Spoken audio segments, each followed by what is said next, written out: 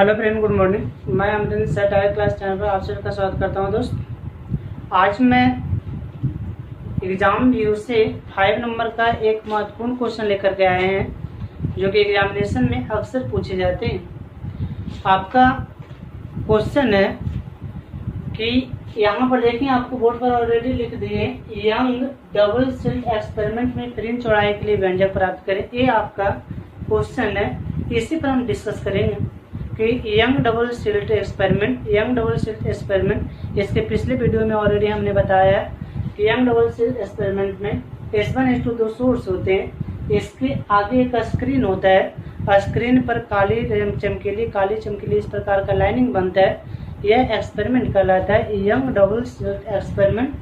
कब? तो 1801 ईस्वी में यह दिया गया था। यही एक्सपेरिमेंट यह सिद्ध कर देता है कि प्रकाश स्ट्रेट लाइन में नहीं चलती है, प्रकाश मुड़ जाती है। जैसे जाना चाहिए था ऐसे, दो छिद्र होता है, दोनों छिद्र से ऐसे जाना चाहिए था, लेकिन ऐसे जाती नहीं, आगे जाकर ऐसे मुड़ जाती है। तो यही प्रयोग यह सिद्ध करता है कि प्रकाश स्ट्रेट लाइन में नहीं चलती है, प्रकाश मुड़ जाती है। अब स्ट्रेट लाइन वाला कंडीशन कहाँ तक सत्य है? तो जब ऑब्जेक्ट बड़े बड़े होते हैं, जब ऑब्जेक्ट बहुत छोटी होती है, बहुत छोटी नैनो में होता है, या कह सकते हैं उसका तरंगदैर्घ्य प्रकाश के तरंगदैर्घ्य के लगभग आसपास में होता है, तो उस कंडीशन में वह स्ट्रेट लाइन में नहीं चलता, बल्कि प्रकाश भी मुड़ती है और प्रकाश वेग के रूप में चलती है। तो चलिए यहाँ पर अब सत्यापन इसमें करेंगे। इसके लिए सबसे पहले हम वही यंग डबल स्लिट एक्सपेरिमेंट उसी को लागू करके सत्यापन करना है। क्वेश्चन में भी लिखा हुआ है यंग डबल स्लिट एक्सपेरिमेंट में फ्रिंज चौड़ाई के लिए व्यंजक प्राप्त करना है। ये क्वेश्चन एग्जामिनेशन में आया हुआ है, आप क्वेश्चन बैंक में देख सकते हैं। तो सबसे पहले इसको यंग डबल स्लिट एक्सपेरिमेंट के बारे में समझ लें। ये ऑलरेडी इसके पिछले वीडियो में हमने बताया था। तो उसमें होता क्या है, यहाँ पर सबसे पहले एक सोर्स होता है, यहाँ पर सोर्स हो गया, एक सोर्स का नाम S1, यहाँ सोर्स S1 हो गया, और यहाँ पर एक सोर्स है, इसका नाम क्या है? S2। S1 S2 दो सोर्स है। यह कैसा सोर्स होता है? तो एक वर्णी कला संबद्ध प्रकाश से सोर्स होता है, एक वर्णी कला संबद्ध प्रकाश से सोर्स होता है। S1 S2 दो सोर्स होता है। इससे कुछ दूरी पर एक स्क्रीन होता है, इससे कुछ दूरी पर एक स्क्रीन होता है। तो यहाँ पर देखें, इसके मिडिल पॉइंट से इससे कुछ दूरी पर, यहाँ से यानी इस रूप में यहाँ पर एक स्क्रीन होता है। यहाँ पर एक क्या हो गया? तो स्क्रीन हो गया। तो यहाँ पर एक स्क्रीन है, यानी SCREEN, यहाँ पर एक स्क्रीन होता है। तो इस जगह पर एक स्क्रीन हो गया। अब यहाँ से लाइट निकलती है, इस बिंदु से लाइट निकलती है। S1 S2 क्या है? एक वर्णी सोर्स है। एक वर्णी मतलब एक कलर का, यदि लाल तो लाल, हरा तो हरा, पीला तो पीला, यानी एक ही कलर का, यानी मोनोक्रोमैटिक लाइट। मोनोक्रोमैटिक का मतलब होता है एक वर्णी। यह S1 S2 मोनोक्रोमैटिक लाइट है। और ये भी याद रखना, ये जो लाइट है वो इसका यानी डिफरेंट, मतलब फेज डिफरेंट और आपका यानी पाथ डिफरेंट ऑलरेडी पहले हमने चर्चा कर चुके थे। तो उस पर भी आपको हम, यानी ये थ्योरी उस पर आधारित है, वह भी यूज होगा। पाथ डिफरेंट क्या होता है, फेज डिफरेंट क्या होता है, ये सब ऑलरेडी पिछले वीडियो में हमने बता रखा है। तो यहाँ से S1 S2 से लाइट निकलती है और लाइट निकलकर P पर जाती है। तो यहाँ से निकली और लाइट इस बिंदु पर पड़ गई, यहाँ से लाइट निकली और लाइट इसी बिंदु पर पड़ा। दोनों के दोनों कौन सा बिंदु पर? तो P बिंदु पर ही पड़ती है, यानी दोनों लाइट P बिंदु पर जाती है। यहाँ से देखिए, दोनों निकल कर गया कौन बिंदु पर? तो यहाँ P बिंदु पर। यहाँ ये मूल बिंदु हुआ केंद्रीय फ्रिंज, एक केंद्रीय फ्रिंज, और केंद्रीय फ्रिंज अक्सर दीप्त होते हैं, और ये दोनों निकलकर कहाँ पर गया? तो P पर गया। अब इसके बाद क्या समझना है, S1 S2 के बीच का जो डिस्टेंस होता है, इसे स्मॉल d से डिनोट करते हैं। S1 S2 का बीच का दूरी होता है, ये जो डिस्टेंस आप देख रहे हैं, ये डिस्टेंस को हम स्मॉल d से डिनोट करेंगे। S1 S2 के बीच का जो दूरी है, यंग डबल स्लिट नामक वैज्ञानिक ने ही बता दिए। इसको जब भी संकेत करना तो स्मॉल d से करना, और यहाँ से यहाँ तक जो दूरी है ये दूरी को जब भी संकेत करना तो कैपिटल डी से करना। तो इस दूरी को डिनोट कैपिटल डी से करेंगे। यानी सोर्स से लेके स्क्रीन तक का जो डिस्टेंस होता है कैपिटल डी होता है, और S1 S2 के बीच की जो दूरी होती है वह स्मॉल डी होता है। S1 S2 के बीच की दूरी स्मॉल डी होता है, और यानी सोर्स से पर्दा तक की दूरी होता है कैपिटल डी होता है। ये दोनों सोर्स मोनोक्रोमैटिक लाइट होता है। ये एक वर्णी एक ही कलर का होता है, लाल तो लाल, हरा तो हरा, पीला तो पीला, दोनों एक कलर का होता है। दोनों से सोर्स से प्रकाश निकलकर पी पर गया। अब आप बताएं क्या दोनों का पाथ लंबाई बराबर है? आपका आंसर होगा नहीं। एक कम दूरी तय करता है, एक ज्यादा दूरी तय करता है। दोनों की पाथ लंबाई बराबर नहीं है। एक की पाथ लंबाई कम है और एक की पाथ लंबाई ज्यादा है। पथ की लंबाई एक का ज्यादा और एक का कम है। एक और हम काम करेंगे, तो क्या करते हैं जो समझे।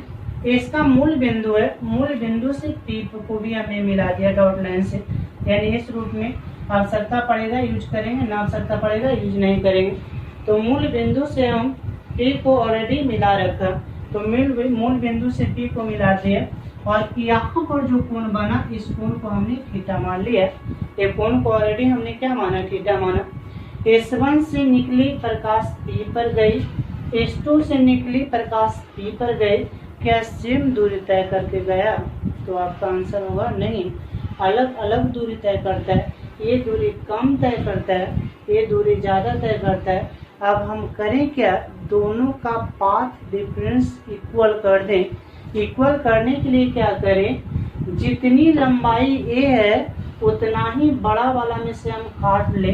तो यहाँ से देखें, ऐसे हमने काट लिया, काट के क्या किया, यानी यहाँ से अब ए लंबाई और ए लंबाई तो ऑलरेडी बराबर हो गई। यदि x1 है, ए लंबाई कितना है तो x1 है, एक टोटल x2 है, और ये जितना ज्यादा था उतना हमने काट के अलग कर दिया, तो ए ही ज्यादा था। और ये जो लंबाई है पाथ डिफरेंस कहलाता है। जितना लंबाई ज्यादा होता है वह लंबाई ज्यादा कहलाता है। क्या? तो आंसर बताना, पाथ डिफरेंस कहलाता है। तो यहाँ पर एक पाथ डिफरेंस अलग हो गया, यानी यहाँ से यहाँ तक टोटल सपोर्ट है 10 मीटर, ये ऑलरेडी 12 मीटर, तो ज्यादा की मीटर 2 मीटर, और जो ज्यादा होता है वह पाथ डिफरेंस होता है। पाथ डिफरेंस मतलब डेल्टा एक्स, यहाँ से यहाँ डेल्टा एक्स, यहाँ पर ये वाला कोण कितना डिग्री तो 90 डिग्री हो गया, यानी कोण कितना डिग्री है तो 90 डिग्री। तो पाथ डिफरेंस डेल्टा एक्स हो गया। अब इसके बाद क्या करना, यदि x1 है, टोटल लंबाई कितना है तो x2 है, टोटल लंबाई x2, तो पाथ डिफरेंस यानी यहाँ पर पथांतर, तो डेल्टा x बराबर क्या होगा? तो आंसर बताना x2 घटा x1। यही पथ में जो अंतर होता है यह अंतर को पाथ डिफरेंस कहते हैं, या तो इसका नाम है पथांतर, यानी पथ में अंतर। जैसे ये लंबाई 10, ये 12, 2 का अंतर, 12 घटा 10 बराबर 2, जो 2 होगा वह पाथ डिफरेंस होगा, यानी पथ में अंतर पथांतर कहलाएगा। इसके बाद आगे क्या करना है ये बात को समझें। यहाँ से यहाँ तक जो डिस्टेंस होता है इसको बाई कहते हैं, यानी ये जो दूरी है ये दूरी का नाम बाई होता है। यहाँ से यहाँ तक ये जो दूरी बाई होता है। और यह प्रयोग यंग डबल स्लिट नामक ने ही बता दिए थे कि डी का मान मिलीमीटर में रखना है, 2 मिलीमीटर, 1 मिलीमीटर, 3 मिलीमीटर, और एक कैपिटल डी का मान मीटर में रखना है। जैसे 1 मिलीमीटर तो एक 1 मीटर मान लो, 1 मीटर हो गया, यानी इस दूरी का मान मिलीमीटर है। जब भी आपका न्यूमेरिकल होगा तो ध्यान रखना ये डी का मान मिलीमीटर में ही रहेगा और एक कैपिटल डी का मान मीटर में ही रहेगा। अब आप पढ़ चुके हैं कि 1 मीटर में कितना मिलीमीटर, तो आंसर बताना है 1000 मिलीमीटर होता है। 1 मीटर में कितना मिलीमीटर, तो 1000 मिलीमीटर। अब 1000 मिलीमीटर का मतलब हुआ कि ए वाला जो लंबाई है एक तुलना में 1000 गुना ज्यादा है, इसकी तुलना में 1000 गुना ज्यादा है। वो कैसे, तो आप पढ़ चुके हैं कि 1 मिलीमीटर 1 मिलीमीटर बराबर 10 पर पावर -3 मीटर। ये माइनस में नहीं आएगा तो प्लस में हो जाएगा। प्लस में होने का मतलब हुआ 1000 मिलीमीटर बराबर 1 मीटर। कहने का अर्थ है कि जब 1 है तो 1000 है तो 1 रहेगा। इसका मतलब है कि 1/1 यानी इसका 1 है तो इसका मान 1000 होना चाहिए। ये तो 1 मिलीमीटर होगा ना, 1 मिलीमीटर तो 1 मिलीमीटर मतलब 1 मिलीमीटर तो ये वाला 1000 गुना ज्यादा होगा।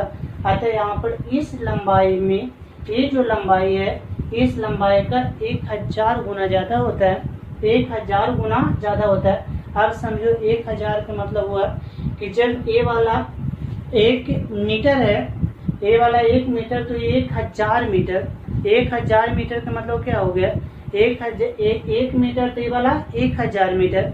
अब 1000 मीटर का मतलब हो गया कि यानी 1 किलोमीटर। अब 1 किलोमीटर बहुत लंबा डिस्टेंस होता है।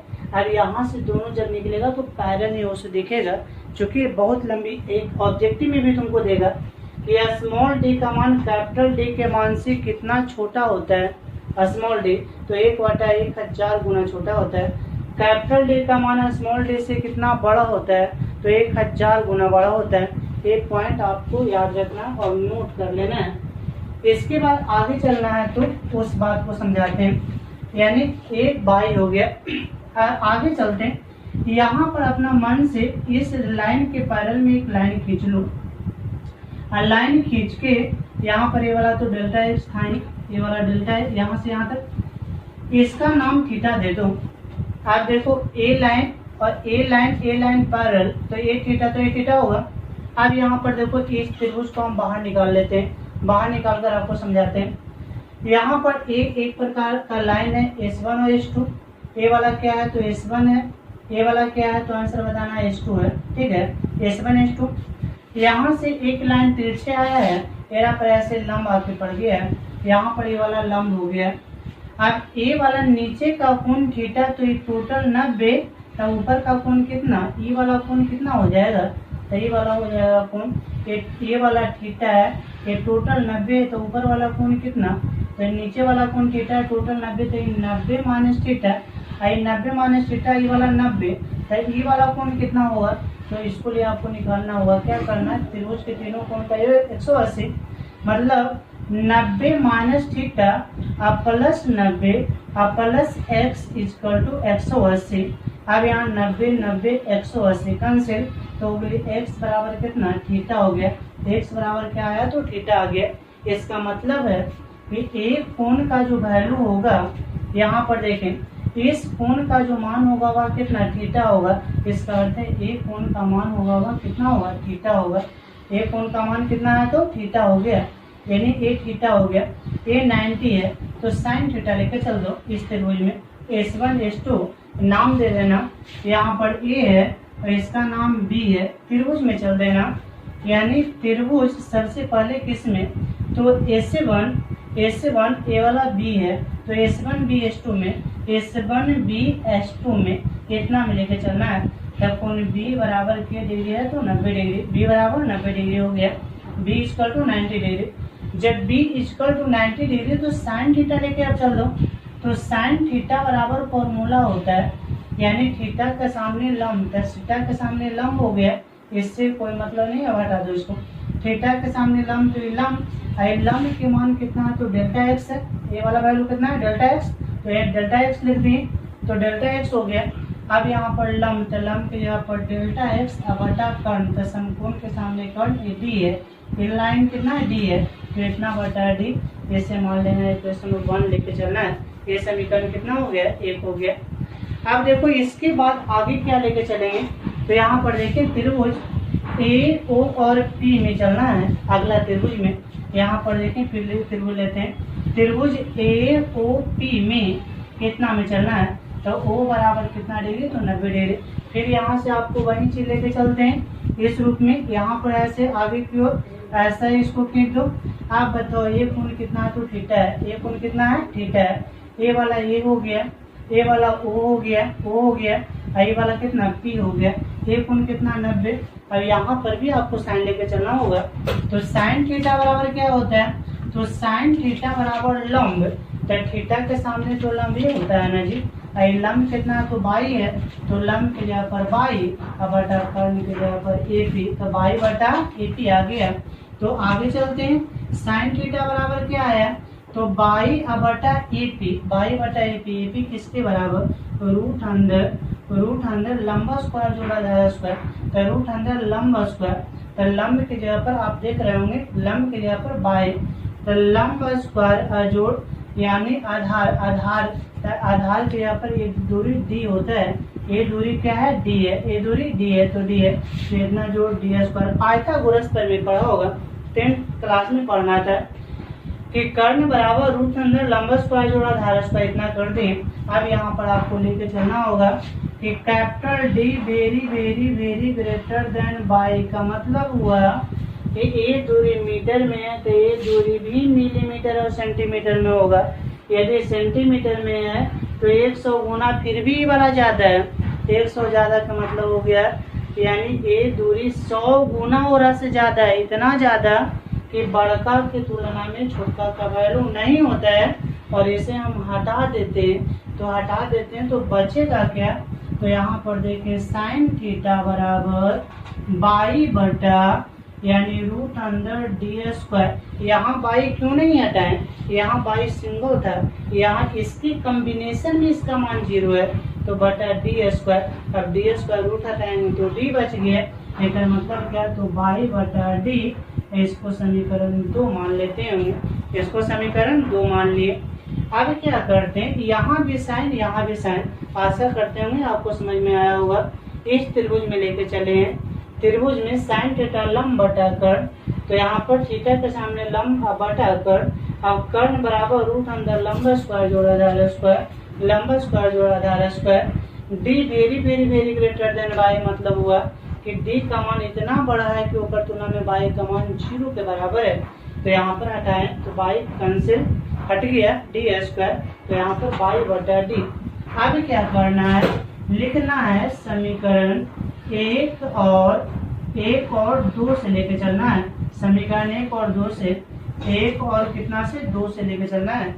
1 में देख रहे होंगे साइन थीटा, 2 में भी साइन थीटा, तो 1 में बचा कितना, तो यहाँ पर देखें 1 में बचा यानी डेल्टा एक्स बटा स्मॉल डी, और 2 में बचा यानी बाई बटा कैपिटल डी। हमें निकालना था पथांतर, तो पथांतर बराबर क्या हुआ, तो यहाँ पर देखिए डेल्टा एक्स बराबर क्या आ जाएगा, यानी तिरछे गुना कर देना है, डेल्टा एक्स है तिरछे गुना करना है, तो आया कितना, स्मॉल डी बटा कैपिटल डी, ऊपर आ जाएगा, तो स्मॉल डी बटा कैपिटल डी, स्मॉल डी बटा कैपिटल डी इंटू बाई, इसे मान लेते हैं समीकरण 3। और समीकरण 3 क्या आया, तो यहाँ पर समीकरण 3 पथांतर के लिए व्यंजक है, पथांतर के लिए व्यंजक है। कहने अब क्या यहाँ पर पथांतर आपका निकालना था, नहीं, यहाँ फ्रिंज की चौड़ाई निकालना है।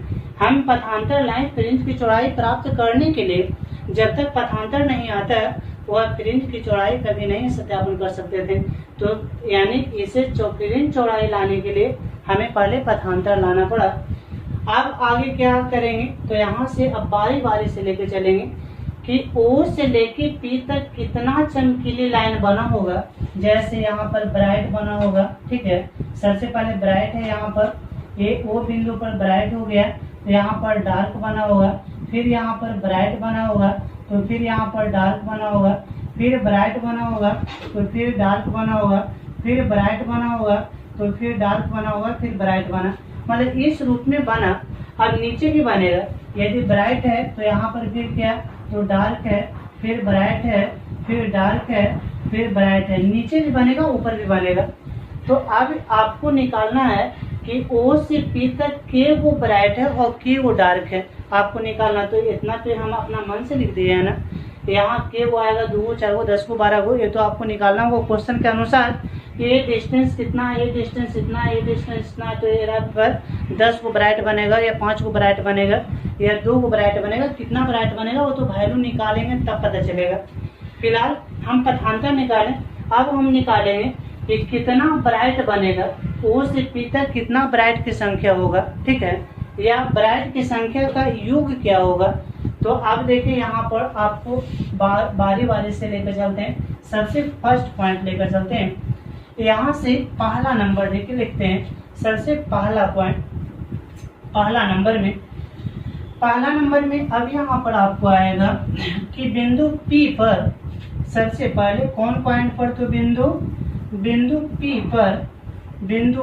पर NB दीप्ति फ्रिंज प्राप्त होने के लिए, दीप्ति फ्रिंज की ऑलरेडी हमने चर्चा कर रखा है।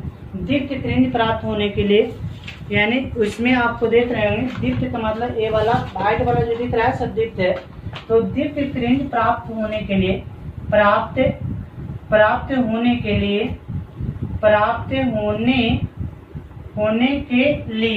दीप्ति फ्रिंज प्राप्त होने के लिए क्या होना चाहिए? दीप्ति फ्रिंज प्राप्त होने के लिए पथांतर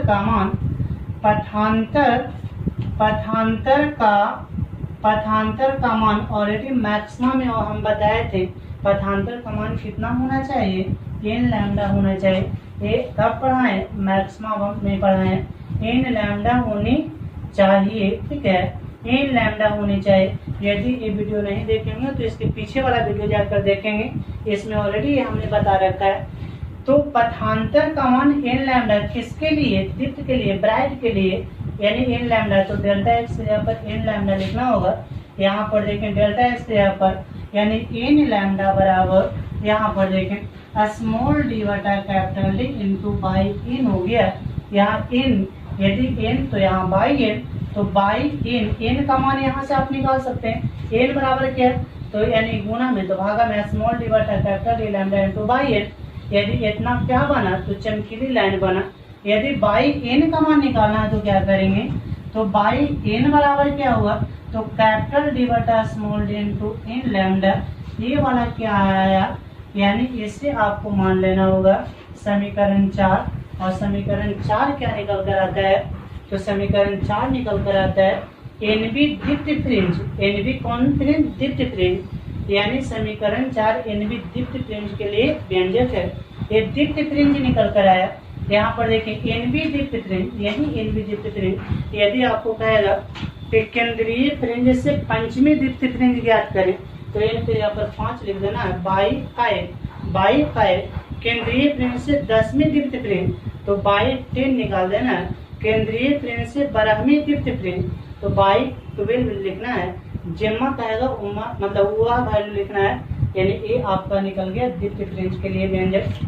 अब देखिए दूसरा पॉइंट लेकर चलते हैं, यानी बिंदु P पर। नेक्स्ट पॉइंट बिंदु P पर यानी यहाँ पर देखें के वो ब्राइट बनेगा 1 2 3 वो, यहाँ पर 3, एक 4 वो, एक नीचे 5 वो, तो यहाँ पर 5 वो लिखेंगे। पंचमा क्वेश्चन में पूछेगा, पंचमा निकालना है, 10वां निकालना है, 12वां निकालना है, जिम्मा निकालना है, वह लिख देना है। बिंदु P पर NB अभी क्या आदित्य, NB क्या आदित्य फ्रिंज प्राप्त होने के लिए, ठीक है, प्राप्त होने के लिए NB आदित्य फ्रिंज प्राप्त होने के लिए पथांतर आदित्य वाला में हमने पढ़ाया था कि 2n - 1 और लैम्डा बाय 2 ओल्ड नंबर होता है, इवन नंबर में होता है, इतना होना चाहिए, ठीक है, इतना होनी चाहिए। यदि रहेगा तब बनेगा, नहीं था नहीं बनेगा। आपकी एक जगह पर ही वाला वैल्यू रख दो, तो वैल्यू रखेंगे तो क्या 2n - 1 lambda by 2 equal to, अब यहाँ पर स्मॉल d बटा capital D into by dash कर दो इसमें, बाई एन डैश, तो बाई एन डैश बराबर क्या आ गया?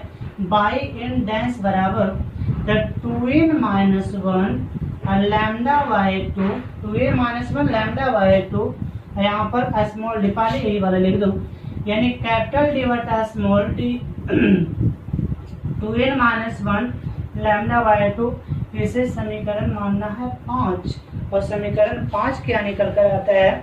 तो समीकरण 5 निकल कर आया NB आदित्य फ्रिंज। पूछेगा NB आदित्य फ्रिंज ज्ञात करें, अगर पंचमी आदित्य फ्रिंज ज्ञात करें तो बाई 5 लिखना है। 10वीं आदित्य फ्रिंज ज्ञात करें बाई 10 लिखना है। जिम्मा कहेगा वो लिख देना है, जहाँ n का मान होता है 1 2 3 4 5 6 7, कोई भी संख्या हो सकता है। एन के जगह पर 1 2 3 4 5 6 7 8 9 10 कुछ भी देख सकते हैं। ये आपको क्वेश्चन में क्या कहता है उसके अनुसार आपको निकालना है। तो 2 पॉइंट समझाएं, दीप्त के लिए और ये वाला अदीप्त के लिए। अब होता है फ्रिंज चौड़ाई, नेक्स्ट पॉइंट में है अगला पॉइंट फ्रिंज चौड़ाई। तो नोट करेंगे, इतना मिटाते हैं, यानी तीसरा पॉइंट में लिखते हैं फ्रिंज चौड़ाई, या आपको यहाँ पर यहीं पर लिख देते हैं फ्रिंज चौड़ाई के लिए भेजें, ठीक है। नेक्स्ट पॉइंट पहला दूसरा। अब यहाँ पर देखिए तीसरा नंबर में क्या है, यानी फ्रिंज की चौड़ाई। अब फ्रिंज की चौड़ाई क्या होता है, तो 2 लगातार दीप्त, देख रहा होगा 2 लगातार, यहाँ पर देखें यानी वाइट कंटिन्यू 2 दीप्त है, और यही दोनों के बीच जितना चौड़ाई होता है वह फ्रिंज की चौड़ाई कहते हैं। अतः लिख सकते हैं कि 2 लगातार दीप्त या अदीप्त, ठीक है, दीप्त या अदीप्त फ्रिंज के अंतर को 2 लगातार दीप्त या अदीप्त, 2 लगातार दीप्त या अदीप्त फ्रिंज के अंतर को फ्रिंज चौड़ाई कहते हैं। फ्रिंज चौड़ाई कहते हैं। 2 कंटिन्यू होना चाहिए, चाहे तो दीप्त हो या अदीप्त हो, 2 कंटिन्यू रहे। जैसे यहाँ पर देखें, ऑलरेडी हम पिक्चर एक बनाते हैं ऐसा ही समझाने के लिए, 2 कंटिन्यू दीप्त या अदीप्त। जैसे यहाँ पर देखें एक स्क्रीन हम बना रहे हैं, ऐसा एक हो गया, ऐसा हो गया, इस रूप में। सबसे पहले यहाँ पर डार्क बना लेते हैं, ये वाला लाइन डार्क हो गया, ये ब्राइट हो गया, फिर डार्क होगा, फिर ब्राइट हो गया, ऐसा है। फिर 2 कंटिन्यू, तो यहाँ से देखिए पहला और यहाँ पर दूसरा, 2 कंटिन्यू। अब एक के बीच का जितना अंतर होगा यही फ्रिंज चौड़ाई, इसको डिनोट करते हैं कुछ से बीटा से। 2 लगातार दीप्त हो या 2 लगातार अदीप्त हो, वही 2 लगातार दीप्त और अदीप्त फ्रिंज के अंतर को फ्रिंज की चौड़ाई कहते हैं। ये वाला 2 लगातार, ये वाला यहाँ पर ये ब्लैक वाला पोर्शन है, इस रूप में है, ये ब्लैक वाला पोर्शन, और यहाँ पर ये वाला ब्राइट वाला पोर्शन है, ये ब्राइट है।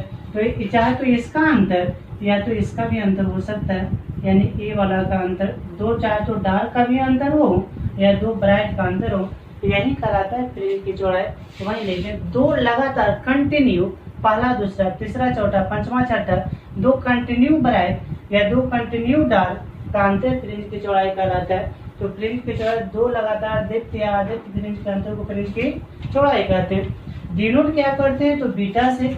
तो बीटा बराबर क्या हो जाएगा, तो बीटा बराबर अंतिमा पद, माना कि एपी में मानता होगा, एपी का अंतिमा पद n, तो एक पहले n-1, एक बाद n+1, तो कंटिन्यू, तो एगो n है तो एगो n-1 है, तो ये पहले ये बाद वाला पद हो गए, यानी एगो n एक n-1, तो लगातार। तो यहाँ पर क्या कर देना है, बाई n घटा बाई n-1 कर देना, 2 कंटिन्यू हो गया।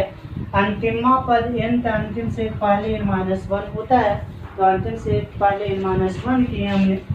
अब यहाँ पर से क्या करें, तो अब आगे चलते हैं, बाई n का मान ऑलरेडी अभी हमने लाया था, बाई n का मान। तो यहाँ पर देखें बीटा बराबर बाई n का मान था कैपिटल D बटा small d into n lambda, अभी लिखे थे, बाई n का मान था कैपिटल D बटा small d into n lambda. नहीं तो समीकरण आप यानी समीकरण 4 में देख सकते हैं आप जाके बैक में, समीकरण 4 में यहाँ लिखा हुआ था, अभी मिटा दिए, इतना हो गया, बाई n का मान इतना हो गया, माइनस बाई का मान कितना होगा, तो यहाँ से n कंसेप्ट, तो यहाँ से n कंसेप्ट, तो बताओ बाई की जगह पर कोई चीज कैपिटल D बटा स्मॉल d इंटू लैम्डा, तो कैपिटल D बटा स्मॉल d इंटू लैम्डा। और यहाँ क्या है, तो n-1 हो गया, यहाँ क्या है, तो n-1, तो यहाँ पर n-1 हो गया, n-1 लिख दिए।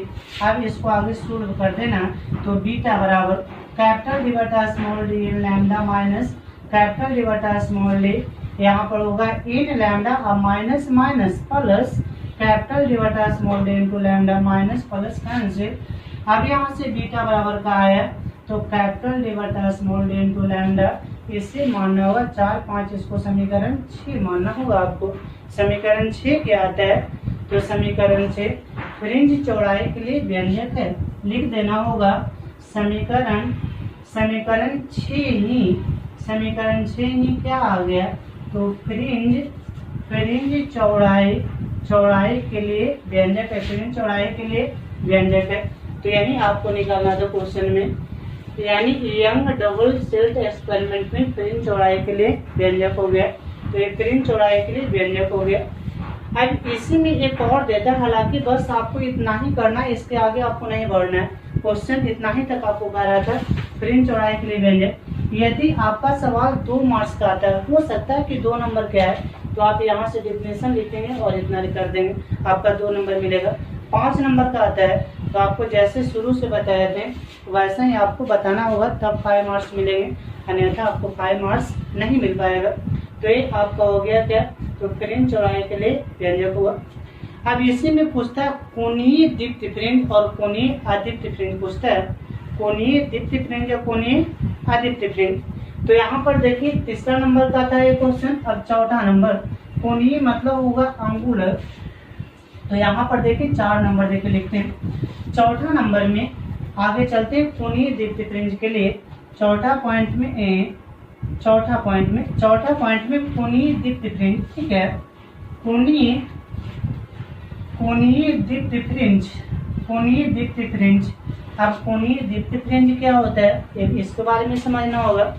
तो कोणीय दीप्ति फ्रिंज को थीटा से डिनोट करते हैं, अतः आप कर सकते हैं कि थीटा इन बराबर फॉर्मूला होता है बाई एन बटा कैपिटल डी, मतलब यानी कोणीय दीप्ति फ्रिंज तथा स्रोत से पर्दा तक की दूरी, दीप्ति फ्रिंज तथा स्रोत से पर्दा तक की दूरी। जैसे यहाँ पर देखें S1 S2 सोर्स था, इसमें यहाँ पर देखें इससे कुछ दूरी पर यहाँ एक पर्दा था, यहाँ से निकल कर गया, यहाँ से किरण निकल कर गया, और यहाँ S1 ये क्या था, S2 था, और यहाँ से यहाँ तक की डिस्टेंस था वह कैपिटल डी, ए वाला स्मॉल डी, ए वाला x1, ए वाला x2, इस रूपी में बनाए थे। तो यहाँ पर निकल के आया था, तो यहाँ से यहाँ तक मान लो बाई एन हो गया। ये वाला दूरी कितना है, बाई एन के बाद है, तो बाई एन टी, यानी सोर्स से पर्दा तक की दूरी, बाई एन सोर्स से पर्दा तक की दूरी का जो अनुपात होता है वह अनुपात कोणीय दीप्ति फ्रिंज कहलाता है। अब इसका वैल्यू रख देना, तो थीटा इन बराबर क्या हुआ, बाई एन का मान तो ऑलरेडी हमने अभी निकाल रखा था, कैपिटल डी बटा स्मॉल डी इनटू होता है इन लैम्डा बटा कैपिटल डी, ए वाला एक, यानी बाई एन का मान होगा कैपिटल डी से कैपिटल डी कैंसिल, तो बचा क्या, तो थीटा इन बराबर हो गया, थीटा इन बराबर हुआ यानी लैम्डा बटा स्मॉल डी, लैम्डा बटा स्मॉल डी नीचे आएगा ना, इनटू इन हो गया। इसको मानना है 6 है समीकरण, इसको समीकरण कितना 7 कर लेना। समीकरण 7 क्या आया, समीकरण 7 कोणीय दीप्ति फ्रिंज आया, कोणीय दीप्ति फ्रिंज आया है। अब देखिए 5 नंबर में चलते हैं, आपकी चलते हैं कोणीय आदीप्ति, ठीक है, कोणीय आदीप्ति फ्रिंज। कोणीय आदीप्ति फ्रिंज में क्या आएगा, यही चीज रहेगा, इसमें खाली हो जाएगा थीटा एन डैश लिख देंगे। तो यहाँ पर थीटा एन डैश बराबर क्या होगा, तो यहाँ पर बाई एन डैश बटा कैपिटल डी, वही चीज यहाँ डैश लगाएंगे तो यहाँ डैश लगाएंगे। अब यहाँ पर इसका वैल्यू रख देना, वैल्यू रखेंगे तो होगा थीटा एन डैश बराबर बाई एन डैश का मान होता है कि कैपिटल डी बटा small D 2n minus 1 lambda बटा 2 इतना बटा कैपिटल डी कट जाएगा जी, कट जाएगा। यहाँ पर बताओ क्या बचा, तो यहाँ बचा यानी थीटा एन डैश बराबर क्या आया, थीटा एन डैश बराबर लैम्डा बटा D 2n minus 1 lambda by 2, तो लैम्डा बटा स्मॉल डी 2n माइनस 1 इतना बटा, यानी 2 तो आएगा ना, इतना बटा 2 आया। ये मान लेना समीकरण, यानी मतलब 7 के बाद समीकरण 8, समीकरण 8 क्या आया है, कोणीय आदीप्ति, ठीक है। अब एक और कहता है कोणीय फ्रिंज की चौड़ाई। अगला पॉइंट में छठा नंबर में लिख देते हैं। छठा नंबर में कोणीय फ्रिंज की चौड़ाई पूछ देगा। ऐसा कोणीय फ्रिंज की चौड़ाई, तो वही दो लगातार दीप्त या आदित्य का अंतर, तो दो लगातार दीप्त या आदित्य डेल थीटा, तो डेल थीटा क्या, थीटा एन घटा थीटा एन -1।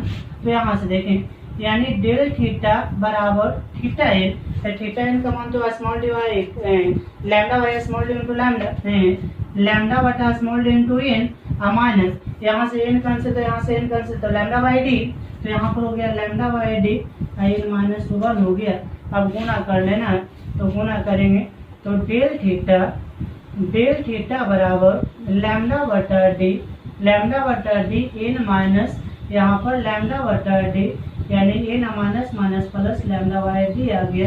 13 से कट जाएगा तो हो जाएगा क्या, यानी delta theta equal to lambda by D. इसको मान लेना है समीकरण 9, और समीकरण 9 क्या आया, तो कोणीय दीप्त फ्रिंज के लिए व्यंजक ये आया, कोणीय दीप्त फ्रिंज के लिए व्यंजक, सॉरी कोणीय फ्रिंज चौड़ाई के लिए व्यंजक। यहाँ पर देखें लिख सकते हैं कि समीकरण 9 कोणीय दीप्त फ्रिंज चौड़ाई के लिए व्यंजक है। तो ये ऑलरेडी यहाँ से जो हमने बता रखा है यहाँ बोर्ड पर ऑब्जेक्टिव और न्यूमेरिकल के लिए बताए हैं। आपको क्वेश्चन यदि कोणीय कहता है सिद्ध करने तब सिद्ध करेंगे, अन्यथा क्वेश्चन आपका बस यानी ये 4 के पहले वाला 3 तक था। इसके नेक्स्ट पॉइंट जो हमने जोड़ा वह पॉइंट है विशेष कंडीशन में यदि ऐसा, इतना हम डीपली बताएं और ताकि आपका अच्छी तरह से न्यूमेरिकल कवर हो सके, न्यूमेरिकल के लिए बताएं। तो नेक्स्ट वीडियो में ये सारा टॉपिक जो हमने बताया इस सब पर न्यूमेरिकल लेकर आएंगे। ये फ्रिंज चौड़ाई, कोणीय फ्रिंज चौड़ाई का मान निकालना है, दीप्त कोणीय फ्रिंज का मान निकालना है, दीप्त कोणीय फ्रिंज का मान निकालना है, जो भी है या फ्रिंज चौड़ाई का मान निकालना है। इन सभी पर जब न्यूमेरिकल आप करेंगे तो ऑलरेडी ये जितना भी थ्योरी ऑटोमेटिक कवर हो जाएगा। ऐसा आप कोशिश करेंगे अच्छी तरह से इसे 1, 2, 3 बार देखें और समझें। रट कर नहीं जाना है, इसको समझना है अच्छी तरह से। जब समझ में आएगा तो ऑटोमेटिक है ये फॉर्मूला सब याद हो जाएगा। बस 2 पॉइंट याद रखना है, दीप्त के लिए एन लैम्डा और दीप्त के लिए बताया था 2n-1 लैम्डा बाई 2, इतना ही याद रखना है। बाकी जितना भी पॉइंट है सब पॉइंट को समझना और समझ कर इसे याद करना।